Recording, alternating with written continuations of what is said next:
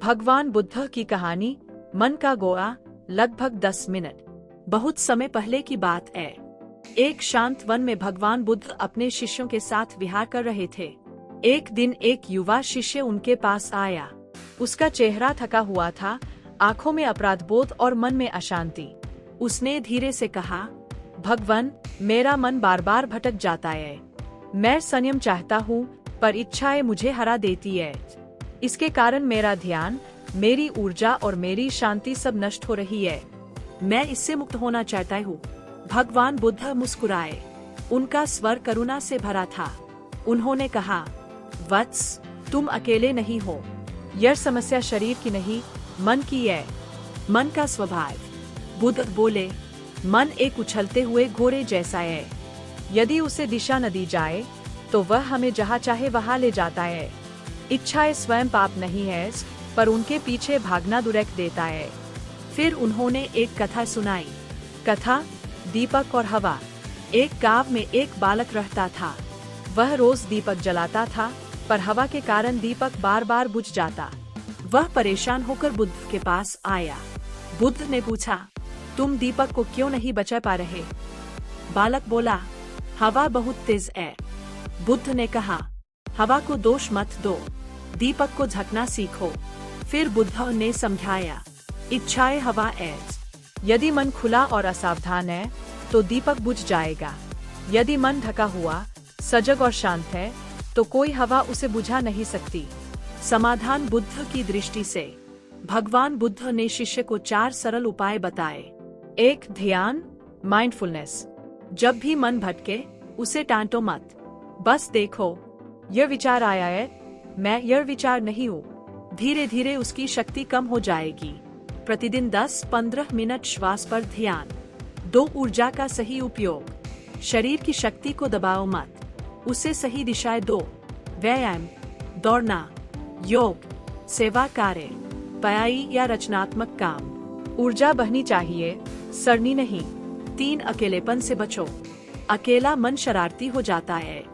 अच्छे लोगों की संगति, खुला वातावरण, मोबाइल और अशांत सामग्री से दूरी। 4. अपराधबोध नहीं, समझ। बुद्ध ने कहा, गिरने पर स्वयं से घृणा मत करो। हर बार उठना ही साधना है।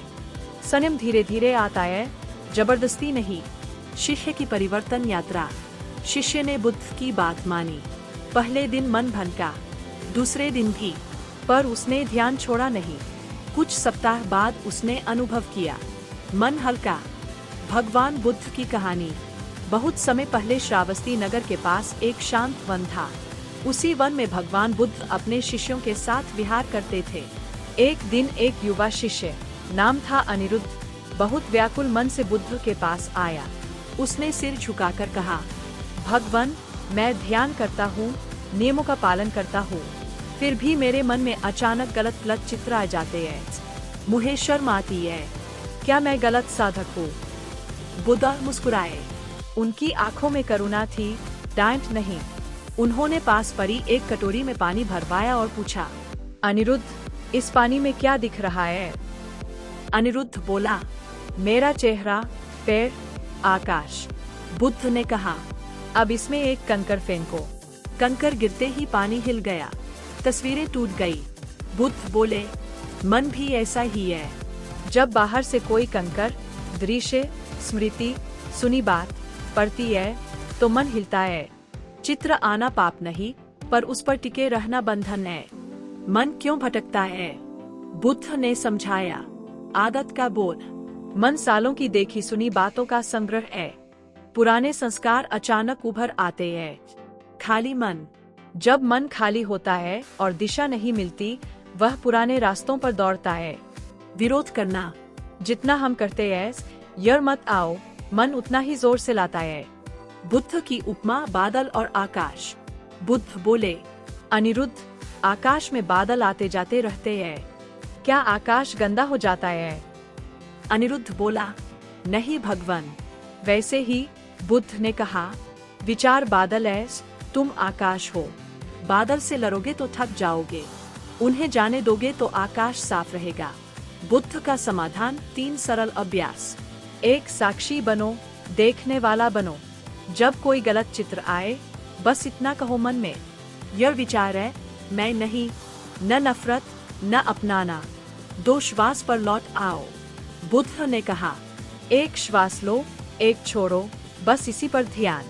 विचार अपने आप ढीले पड़ जाते हैं। 3 मन को भोजन दो। जैसे शरीर को अच्छा भोजन चाहिए, वैसे मन को अच्छी कहानियाँ, सेवा, पढ़ाई, ध्यान चाहिए। खाली मन को सही काम दो। अनिरुद्ध का परिवर्तन। कुछ महीनों बाद वही शिष्य लौटा। चेहरे पर शांति थी। उसने कहा, भगवान, विचार आते हैं, पर अब रुकते नहीं। मैं डरता नहीं, लड़ता नहीं।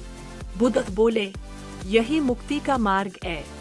जिस दिन तुम विचारों के मालिक बन गए, उस दिन वे तुम्हें बाना नहीं पाएंगे। बुद्ध की अंतिम शिक्षा। मन को शुद्ध कर।